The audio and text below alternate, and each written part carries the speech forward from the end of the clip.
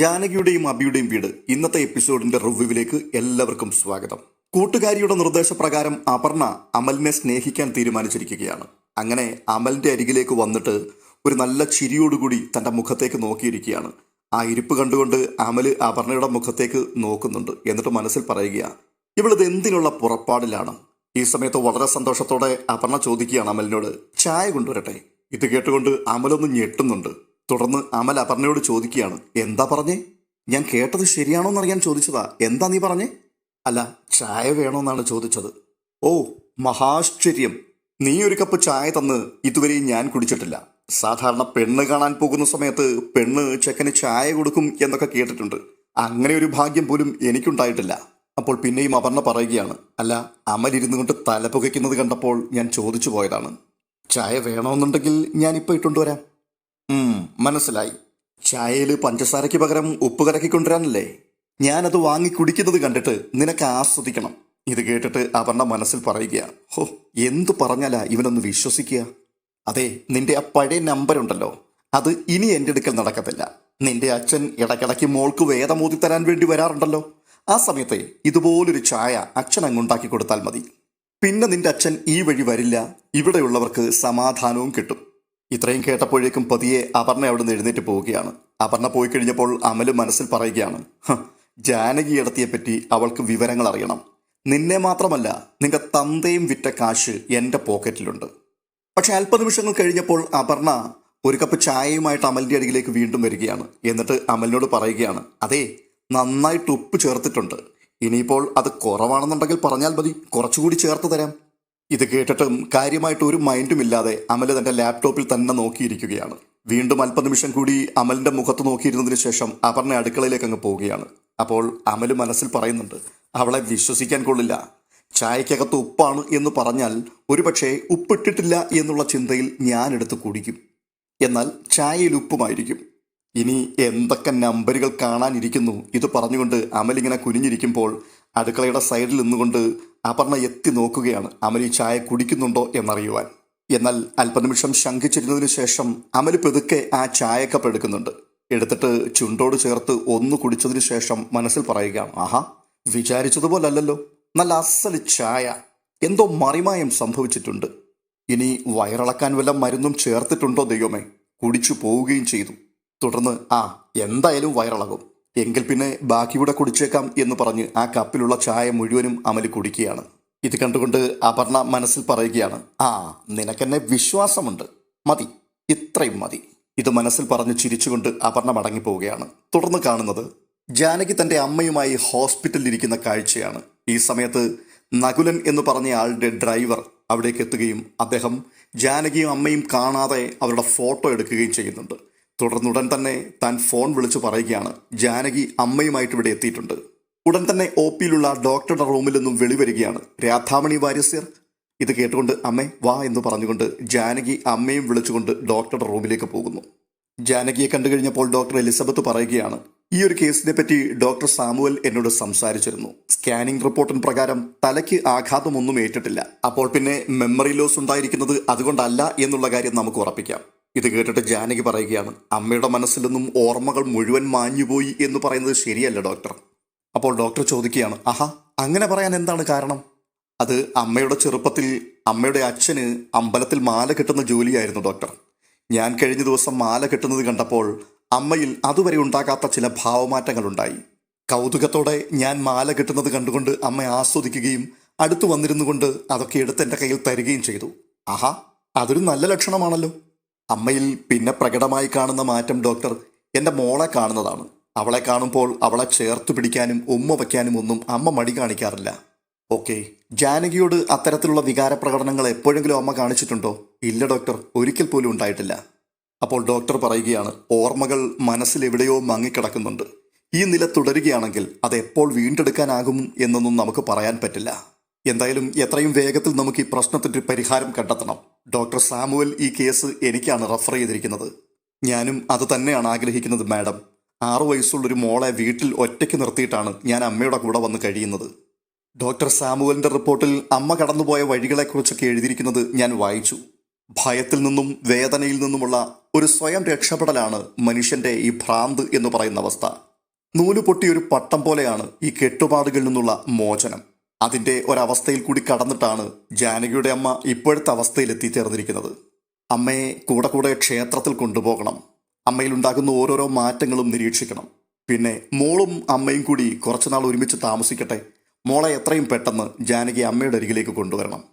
പിന്നെ ഇത് കുറച്ച് റിസ്ക് ഉള്ള കാര്യമാണ്. അമ്മയ്ക്ക് മാനസിക വിഭ്രാന്തി ആരംഭിക്കുന്നത് അമ്മയുടെ ജീവിതം നശിപ്പിച്ച ആ മനുഷ്യനിലൂടെയല്ലേ? അയാളെ കണ്ടെത്താൻ എന്തെങ്കിലും വഴിയുണ്ടോ? അത് പിന്നെ ഡോക്ടർ അയാളുടെ ഫോട്ടോ സംഘടിപ്പിക്കാൻ വേണ്ടി ഹസ്ബൻഡ് ശ്രമിക്കുന്നുണ്ട്. അല്ലാതെ അയാളെ ഒരിക്കലും നേരിട്ട് കൊണ്ടുവരാൻ പറ്റില്ല. സാരമില്ല, അയാളുടെ വലിയൊരു ഫോട്ടോ കൊണ്ടുവരൂ. അത് വെച്ചിട്ട് നമുക്കൊരു പരീക്ഷണം നടത്താം. ഒരു സിറ്റുവേഷൻ ക്രിയേറ്റ് ചെയ്തുകൊണ്ടായിരിക്കണം നമുക്ക് ആ ഫോട്ടോ കാണിക്കാൻ കഴിയുക.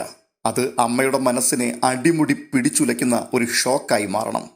എന്തായാലും ജാനകി അല്പനിമിഷം ഒന്നിരിക്കെ, ഞാൻ അമ്മയെ ഒന്ന് നോക്കട്ടെ എന്ന് പറഞ്ഞ് ഡോക്ടർ എലിസബത്ത് അവിടെ ഒന്ന് പോവുകയാണ്. തുടർന്ന് കാണുന്നത് പശുപതി എന്ന ഡിറ്റക്റ്റീവിനെ അപർണ ഫോണിൽ വിളിക്കുന്നതാണ്. അയാൾ ഫോൺ എടുത്ത് മാഡം പറയൂ എന്ന് പറയുമ്പോൾ, നിങ്ങളെ ഞാനൊരു ജോലി ഏൽപ്പിച്ചിട്ട് യാതൊരു വിവരവുമില്ലല്ലോ. നിങ്ങൾ എന്താ വിചാരിച്ചത് ഞാനൊരു കാര്യഗൗരവമില്ലാത്ത ആളാണെന്നാണോ? അങ്ങനെ ഒരു തോന്നലുണ്ടെങ്കിലേ എൻ്റെ കയ്യിൽ നിന്ന് വാങ്ങിച്ച അഡ്വാൻസ് തുക മടക്കിത്താടൂ. അയ്യോ മാഡം, ഈ ഡിറ്റക്റ്റീവ് പശുപതി ഒരു ജോലി ഏറ്റെടുത്തിട്ടുണ്ടെങ്കിലേ ഞാൻ രാവും പകലുമില്ലാതെ അതിൻ്റെ പിൻപിൽ തന്നെയായിരിക്കും. എടോ, എന്നിട്ട് എന്തായി? വല്ല വിവരവും കിട്ടിയോ? മാഡം, ജാനകി ഇപ്പോഴുള്ളത് വീട്ടിൽ നിന്നും 18 കിലോമീറ്റർ മാത്രം അകലെയാണ്. എൻ്റെ സ്വാധീനം ഉപയോഗിച്ചിട്ട് ജാനകിയുടെ ഫോൺ നമ്പർ വെച്ച് ഞാൻ ആ ടവർ ലൊക്കേറ്റ് ചെയ്തു. അങ്ങനെയാണ് ഈ വിവരം ഞാൻ കണ്ടെത്തിയിരിക്കുന്നത്. ഈ വിവരം അറിഞ്ഞപ്പോൾ തന്നെ ഞാൻ അവിടേക്ക് തിരിച്ചു. ഇപ്പോൾ ഞാൻ ആ സ്ഥലത്താണുള്ളത്. അപ്പോൾ അപർണ ചോദിക്കുകയാണ്, ജാനകി അവിടെ ഏതെങ്കിലും കമ്പനിയിൽ ജോലിക്ക് കയറിയ വിവരം തനിക്ക് ലഭിച്ചിട്ടുണ്ടോ? മാഡം, ഇവിടെയുള്ള മിക്കവാറും ബിസിനസ് സ്ഥാപനങ്ങളിലും കമ്പനികളിലുമൊക്കെ ഞാനും എൻ്റെ അസിസ്റ്റൻസും ചേർന്ന് അന്വേഷിച്ചു. പക്ഷെ ജാനകി എന്ന് പറയുന്ന ഒരു വ്യക്തി അവിടെ എങ്ങും ഇല്ല മാഡം. എനിക്ക് ഇത് വിശ്വസിക്കാമോടോ? പശുപതി കള്ളം പറയില്ല. ഇനിയിപ്പോൾ ഇവിടെ എവിടെയെങ്കിലുമുള്ള ഷോപ്പുകളുടെ കൗണ്ടറിൽ മാത്രം നോക്കിയാൽ മതി. ആ സാധ്യതയും ഞാൻ തള്ളിക്കളയുന്നില്ല. കുന്തം പോയാൽ കുടത്തിലും തപ്പണമെന്നാണല്ലോ. എടോ, ജാനകി BBA കഴിഞ്ഞ പെണ്ണാണ്. വലിയ സ്ഥാപനങ്ങളിൽ അവൾ ജോലി ചെയ്തിട്ടുമുണ്ട്.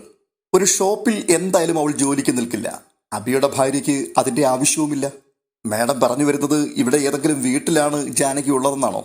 അതെ, അവൾ മാത്രമല്ല, കൂടെ അവളുടെ അമ്മയെന്ന് പറയുന്ന ഒരു സ്ത്രീയും ഉണ്ടാവും. അതുകൊണ്ട് നിങ്ങൾ ആ വഴിക്കൊന്ന് അന്വേഷിക്കുക. ശരി മാഡം. എന്തായാലും ഞാനിപ്പോൾ ഒരു ക്ഷേത്രത്തിൽ ദർശനത്തിന് വന്നതാണ്. അമ്മയെ ധ്യാനിച്ചുകൊണ്ട് എൻ്റെ ജോലി തുടങ്ങാമല്ലോ. ശരി. ഇത് പറഞ്ഞുകൊണ്ട് ഫോൺ സംഭാഷണം ജാനകി അവസാനിപ്പിക്കുകയാണ്. തുടർന്ന് അപർണ മനസ്സിൽ പറയുകയാണ്, ഇയാളൊരു കോമാളിയാണെന്നാണ് തോന്നുന്നത്. ആ സമയത്ത് തന്നെ ക്ഷേത്രത്തിൻ്റെ മുൻപിൽ നിന്നുകൊണ്ട് പശുപതി പറയുകയാണ്, അമ്മേ, മഹാമായേ, എത്രയും പെട്ടെന്ന് ജാനകിയെ എൻ്റെ മുൻപിൽ എത്തിച്ചു തരണേ.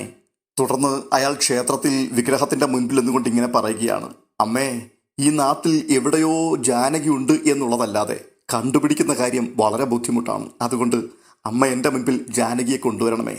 ഈ പ്രാർത്ഥന നടക്കുന്ന സമയത്ത് ജാനകിയും അമ്മയും കൂടി അയാളുടെ തൊട്ടു പിൻപിൽ ക്ഷേത്ര ദർശനത്തിന് വേണ്ടി വന്നു നിൽക്കുകയാണ്. എന്നാൽ അയാളാകട്ടെ പ്രാർത്ഥനയൊക്കെ കഴിഞ്ഞ് പിൻപിലേക്കൊന്ന് തിരിഞ്ഞു നോക്കുക പോലും ചെയ്യാതെ ഒരു സൈഡിൽ കൂടി നടന്നങ്ങ് പോവുകയാണ്. തുടർന്ന് ജാനകി തൻ്റെ അമ്മയോട് പറയുകയാണ്, അമ്മേ, തൊഴുതോളൂ. അത് കേട്ടിട്ടും മൗനമായിട്ട് നിൽക്കുന്ന രാധാമണിയുടെ ഇരുകരങ്ങളും കൂപ്പി പിടിച്ചുകൊണ്ട് അമ്പലത്തിൻ്റെ വാതുക്കൽ അങ്ങനെ നിർത്തുകയാണ് ജാനകി. തുടർന്ന് ജാനകി പ്രാർത്ഥിക്കുകയാണ്, ദേവി, എൻ്റെ അമ്മയ്ക്ക് ഓർമ്മകൾ തിരികെ കിട്ടുവാൻ അമ്മ സഹായിക്കണേ. ദേവന് വേണ്ടി മാലകൾ കെട്ടിക്കൊണ്ടിരുന്ന ഒരച്ഛൻ്റെ മകളാണ് ഈ ഒന്നും അറിയാതെ വന്നു നിൽക്കുന്നത്. തുടർന്ന് കാണുന്നത് പശുപതി മൊബൈൽ ഫോണിലുള്ള ജാനകിയുടെ ഫോട്ടോയുമായിട്ട് ക്ഷേത്രത്തിൻ്റെ പരിസരത്ത് കാണുന്ന ഓരോ ആൾക്കാരോടും ചോദിക്കുകയാണ്, ഒന്ന് നിന്നേ, ഈ ഫോട്ടോയിൽ കാണുന്ന ആളിനെ എവിടെയെങ്കിലും പരിചയമുണ്ടോ? ഇത് കേൾക്കുന്നവരൊക്കെ ഇല്ല, അറിയില്ല എന്ന് പറഞ്ഞ് അയാളെ കടന്നു പോവുകയാണ്. തുടർന്ന് വീണ്ടും അയാൾ ക്ഷേത്രനടയിലേക്ക് എത്തിയിട്ട് പ്രാർത്ഥിക്കുകയാണ്, അമ്മേ, ദേവി, മഹാമായേ, എങ്ങനെയെങ്കിലും ഈ ജാനകിയെ എനിക്കൊന്ന് കാണിച്ചു തരണേ. ഇത്രയും പറഞ്ഞിട്ട് വീണ്ടും അയാൾ ചുറ്റുപാടുകൾ പരതുകയാണ്. ഈ സമയത്ത് ജാനകി അമ്മയെ ക്ഷേത്രത്തിൻ്റെ ഒരു മൂലയിൽ കൊണ്ട് നിർത്തിയിട്ട്, അമ്മ ഇവിടെ ഇരിക്ക്, ഞാൻ പ്രസാദം വാങ്ങിയിട്ട് വരാം എന്ന് പറഞ്ഞു പോകുന്നുണ്ട്. ജാനകി അവിടുന്ന് മാറുകയും ഉടൻ തന്നെ പശുപതി രാധാമണിയുടെ അരികിലേക്ക് വരികയാണ്. എന്നിട്ട് രാധാമണിയോട് ചോദിക്കുകയാണ്, അമ്മ ഇവിടെ അടുത്തെങ്ങാനുമുള്ളതാണോ? ഞാൻ ചോദിച്ചത് ഞാൻ ഈ നാട്ടുകാരനല്ല, അതുകൊണ്ടാണ്. തുടർന്ന് തൻ്റെ ഫോൺ എടുത്തിട്ട് ജാനകിയുടെ പടം കാണിച്ചുകൊണ്ട് പറയുകയാണ്, ഇങ്ങനെ ഒരാളിനെ അമ്മ കണ്ടിട്ടുണ്ടോ? ജാനകി എന്നാണ് ഈ ആളിൻ്റെ പേര്. പശുപതിയുടെ ഈ ചോദ്യങ്ങളോടൊന്നും യാതൊരു തരത്തിലും പ്രതികരണമില്ലാതെ ഇരിക്കുന്ന രാധാമണിയെ കണ്ടിട്ട് അയാൾ മനസ്സിൽ പറയുകയാണ്, ഇവർക്കെന്തോ പ്രശ്നമുണ്ടെന്ന് തോന്നല്ലോ. മുഖം കണ്ടാലേ അറിയാം, ആ പന്തികേടാണ്. ഇത്രയും പറഞ്ഞിട്ട് അയാൾ പെട്ടെന്ന് അവിടെ നടന്നു നീങ്ങുക. എന്നാൽ ഈ സമയത്ത് ജാനകി അയാളുടെ തൊട്ടു പിൻപിലേക്ക് നടന്നെടുക്കുന്നുണ്ട്. എന്നാൽ ജാനകിയെ കാണാതെ അയാൾ അവിടെ നിന്ന് വിട്ടുപോയി. പുറത്തിറങ്ങി വന്നതിന് ശേഷം അയാൾ തൻ്റെ മനസ്സിൽ പറയുകയാണ്, ജാനകിയുടെ ഫോണിലേക്ക് എന്തായാലും ഒന്നുകൂടി ഒന്ന് വിളിച്ചു നോക്കാം. ഇത് പറഞ്ഞ് ഫോൺ എടുത്ത് അയാൾ ജാനകിയുടെ നമ്പറിലേക്ക് വിളിക്കുകയാണ്. തുടർന്ന് അയാൾ പറയുന്നുണ്ട്, ബെല്ലടിക്കുന്നുണ്ട്, പക്ഷേ ഫോൺ എടുക്കുന്നില്ല. ഒരു പക്ഷേ പരിചയമില്ലാത്ത നമ്പറിൽ നിന്ന് വിളിച്ചത് കൊണ്ടാവാം. തുടർന്ന് ജാനകി അമ്മയുടെ നെറ്റിയിൽ പ്രസാദമൊക്കെ ചാർത്തിയിട്ട് പറയുകയാണ്, അമ്മയ്ക്ക് ഇവിടുന്ന് പോകാൻ മനസ്സില്ലെന്ന് എനിക്കറിയാം, അതുകൊണ്ട് കുറച്ച് സമയം കൂടി നമുക്കിവിടെ ഇരിക്കാം. ഇത് പറഞ്ഞ് അമ്മയും മകളും കൂടി ആ ക്ഷേത്രത്തിൻ്റെ നടയിൽ അങ്ങനെ ഇരിക്കുകയാണ്. പിന്നീട് അളകാപുരിയിൽ ഇരുന്നു കൊണ്ട് കോഫി കുടിച്ചുകൊണ്ടിരിക്കുന്ന നിരഞ്ജനയാണ് കാണുന്നത്. നിരഞ്ജനയുടെ അരികിലേക്ക് ആ സമയത്ത് അപർണ വരുന്നുണ്ട്. എന്നിട്ട് ചോദിക്കുകയാണ്, അപർണ ഇന്ന് നേരത്തെ പോന്നോ? ആ, ഉച്ച കഴിഞ്ഞപ്പോൾ മുതൽ കാര്യമായിട്ടൊരു തലവേദന, അതുകൊണ്ട് ഞാൻ നേരത്തെ ഇങ്ങി പോന്നു. അപ്പോൾ അപർണ, ശരിക്കും നിരഞ്ജന ഇപ്പോൾ ആക്റ്റീവായി. അതെ അതെ, നല്ല തിരക്കുണ്ട്. അച്ഛൻ കൂടെ ഉള്ളത് കൊണ്ടാണ് ഇത്രയും തിരക്കുണ്ടാകുന്നത്. ഉടനെ വീണ്ടും അപർണ ചോദിക്കുകയാണ്, ജാനകി വിളിക്കാറില്ലേ? ആരെ വിളിച്ചില്ലെങ്കിലും നിരഞ്ജനയെ വിളിക്കുമെന്ന് എനിക്കറിയാം. ആ, ഏട്ടത്തി നേരം കിട്ടുമ്പോഴൊക്കെ വിളിക്കാറുണ്ട്. പിന്നെ ഞാൻ അങ്ങോട്ടും ഇടയ്ക്കിടയ്ക്ക് വിളിക്കാറുണ്ട്. അപ്പോൾ വീണ്ടും അപർണ പറയുകയാണ്, ഇവിടുന്ന് അധികം ദൂരെയൊന്നും അല്ല ജാനകി, ഏറിയാൽ ഒരു 18 കിലോമീറ്റർ. പെട്ടെന്ന് നിരഞ്ജന ചോദിക്കുകയാണ്, അപർണ ഈ കാര്യങ്ങളൊക്കെ എങ്ങനെ അറിഞ്ഞു? ഹാ, ഞാൻ പറഞ്ഞത് തെറ്റോ ശരിയോ അതുമാത്രം നിരഞ്ജന പറഞ്ഞാൽ മതി. എനിക്ക് പറയുന്നതിന് ഒരു മടിയുമില്ല. പക്ഷേ ഒരാൾ വിലക്കിയാൽ പിന്നെ ഞാൻ പറയില്ല. ജാനകിയിടത്തി എവിടെയുണ്ട് എന്ന് എന്നോട് പറഞ്ഞു. പക്ഷേ ആരോടും അത് പറയരുത് എന്നും കൂടി എന്നോട് പറഞ്ഞിട്ടുണ്ട്. വിശ്വസിച്ച് എന്നോടൊരു കാര്യം ഒരാൾ പറഞ്ഞാൽ ഞാനത് മറ്റൊരാളിനോട് പറയാറില്ല. അതിന് ജീവൻ കളയേണ്ടി വന്നാലും ഞാൻ പറയില്ല. ഇത് കേട്ടിട്ട് അപർണ പറയുകയാണ്, ജാനകി ഒരു വാടക വീട്ടിലാണ് താമസിക്കുന്നത്. കൂടെ അമ്മയെന്ന് പറയുന്ന ഒരു സ്ത്രീയുമുണ്ടത്രേ. അപ്പോൾ നിരഞ്ജന, കൂടെയുള്ളത് അമ്മയാണെങ്കിൽ പിന്നെ എന്തിനാണ് പൊന്നൂനെയും അഭിയേട്ടനെയും വിട്ടിട്ട് ഏട്ടത്തി മാറി താമസിക്കുന്നത്? അമ്മയെ ഇനി വീട്ടിൽ കൊണ്ടുവന്നാൽ പോരെ? എല്ലാം അറിഞ്ഞ സ്ഥിതിക്ക് അപർണ അതും അറിഞ്ഞു കാണുമല്ലോ. ആ, അത് ഞാൻ തീർച്ചയായിട്ടും അറിയും. മറ്റാരെങ്കിലും പറഞ്ഞുള്ള അറിവൊന്നുമല്ല, നേരിട്ട് ചെന്ന് കണ്ട് തന്നെ അറിയും. അതിനെന്താ ഇത്ര പ്രശ്നം? പോയി കാണുന്നത് കൊണ്ട് യാതൊരു പ്രശ്നവുമില്ല. ജാനകിയിടത്തിയുടെ അമ്മയല്ലേ കാണാൻ പോകുന്നത്? ഞാനൊന്നും ഊഹിച്ചു പറയാൻ പോകുന്നില്ല. കാരണം ജാനകിയിടത്തി എന്നോട് പറഞ്ഞത് മറ്റൊന്നാണ്. ഞാൻ കേട്ടത് അങ്ങനെയല്ലല്ലോ എന്ന് ഞാൻ ചോദിക്കാനും പോകുന്നില്ല. തുടർന്ന് അവിടെ നിന്ന് എഴുന്നേറ്റുകൊണ്ട് നിരഞ്ജന പറയുകയാണ്, മറ്റുള്ളവരുടെ സ്വകാര്യതയിൽ ഞാൻ എന്തിനാണ് വെറുതെ ഇടപെടുന്നത്? നിരഞ്ജന അവിടെ നടന്നകലുമ്പോൾ അപർണ മനസ്സിൽ പറയുകയാണ്, നീ ഒരു വിഡ്ഢിയായി പോയതിൽ യാതൊരു അത്ഭുതവുമില്ല. ഭർത്താവിന്റെ ചുറ്റിക്കളി പോലും കണ്ടുപിടിക്കാൻ കഴിയാതിരുന്നവളല്ലേ നീ. തുടർന്ന് വീണ്ടും കാണുന്നത് ജാനകിയും അമ്മയുമാണ്. ഇരുവരും വീട്ടിലേക്ക് എത്തി. ഈ സമയത്ത് മേരിയമ്മ ഒരു ഗ്ലാസ് ജ്യൂസുമായിട്ട് അവിടേക്ക് എത്തുന്നുണ്ട്. എന്നിട്ട് മേരിയമ്മ രാധാമണിയുടെ മുഖത്തേക്ക് നോക്കിയിട്ട് ജാനകിയോട് ചോദിക്കുകയാണ്, അമ്പലത്തിലൊക്കെ പോയിട്ട് വന്നിട്ടും രാധാമണിയുടെ മുഖത്തൊരു സന്തോഷമില്ലല്ലോ, എന്തുപറ്റി? അപ്പോൾ ജാനകി, അമ്മയ്ക്ക് ഇഷ്ടപ്പെടാത്തത് എന്തോ ഹോസ്പിറ്റലിൽ വെച്ച് സംഭവിച്ചിട്ടുണ്ട്. അമ്മയത് പറയാത്തിടത്തോളം നമുക്കതറിയാൻ കഴിയില്ലല്ലോ. അമ്മ അവിടെ ഡോക്ടർ എലിസബത്തിന്റെ കൂടെയായിരുന്നു. ഇത് കേട്ടുകൊണ്ട് വീണ്ടും മേരിയമ്മ പറയുകയാണ്, രാധാമണി, ഇതാ ഈ ജ്യൂസ് അങ്ങ് കുടിക്ക്, കുറച്ച് ക്ഷീണമൊക്കെ മാറട്ടെ. അത് കേട്ടിട്ട് രാധാമണി പ്രതികരിക്കുന്നില്ല. ഈ സമയത്ത് കുടിക്കമ്മേ എന്ന് പറഞ്ഞുകൊണ്ട് ജ്യൂസ് ജാനകി എടുത്ത് അമ്മയ്ക്ക് നേരെ നീട്ടുകയാണ്. അപ്പോൾ മേരിയമ്മ വീണ്ടും ചോദിക്കുകയാണ്, ഇതെന്താണ് പതിവില്ലാത്തൊരു വാശി? കാര്യമായിട്ട് എന്തോ അവിടെ സംഭവിച്ചിട്ടുണ്ടല്ലോ. മേരിയമ്മേ, ഇങ്ങനൊരു വികാരം പ്രകടിപ്പിക്കുന്നത് തന്നെ ഒരു ഭാഗ്യമല്ലേ? ഇഷ്ടമില്ലെങ്കിൽ കൊടുക്കണ്ട.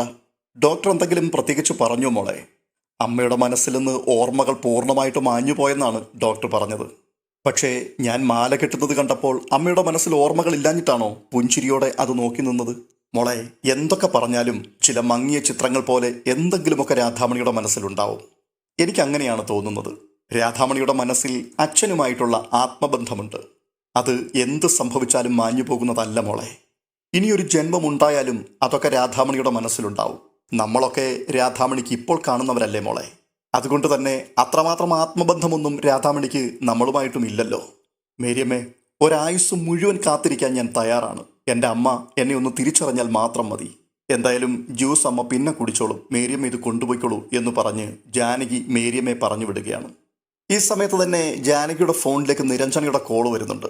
ഫോൺ അറ്റൻഡ് ചെയ്യുന്ന സമയത്ത് നിരഞ്ജന ചോദിക്കുകയാണ്, ജാനകിയുടെ ഈ ഹോസ്പിറ്റലിൽ പോയിട്ട് തിരിച്ചു വന്നോ? ആ, വന്നു നിരഞ്ജനെ. പ്രത്യേകിച്ച് പറയത്തക്ക മാറ്റങ്ങളൊന്നും തന്നെ ആയിട്ടില്ല. പതിവ് പോലെ തന്നെ കാര്യങ്ങൾ നീങ്ങുന്നു. അപ്പോൾ നിരഞ്ജന, എടത്തി, അപർണ ഇപ്പോൾ എന്നോട് ചില കാര്യങ്ങൾ പറഞ്ഞു. അതൊക്കെ കൃത്യമായിട്ടുള്ള കാര്യങ്ങളാണ്. ഞാൻ ശരിക്കും അമ്പരന്നു പോയി. എന്താ അവൾ പറഞ്ഞത്?